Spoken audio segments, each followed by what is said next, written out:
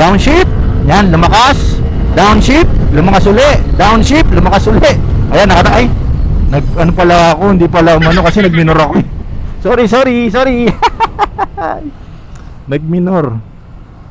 Huwag ka talaga magmi-minor, dapat talaga tuloy-tuloy yung throttle mo para dun sa gusto mo ng extra power. Once na nag-minor ka ng konti, mawawala automatic yung downshift. Automatic ka nawawala. So 5,000, downshift. Yan, nagkaroon ng umingay yung makina, ibig sabihin nagkaroon ng extra power. Wala. Downshift ulit tayo. Ay, ano pala? Minor ulit tayo.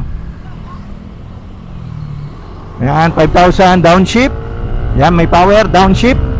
Yan, dalawa, pangatlo. Ayan, tatlo. Oh, ang bilis. Woo! Nakakaano siya, nakakalibang gamitin. Napapasarap ka sa throttle kasi nga yun nga yung power, extra power ito. Ayan, medyo makakahataw tayong konti. Yan. So 5,000 downshift. Yan, extra power, narinig nyo, lumakas. Then downshift uli. Ayan, wag kang bibitaw sa throttle. Pangalawa na yan. Ito, bigyan natin ng extra power sa pangatlo. Ayan, pangatlo. Ayan, nagkaroon ulit ng extra power. Woo! Sarap gamitin. 101. Marami pang ibibigay ko. So nasa way din siguro ng timing.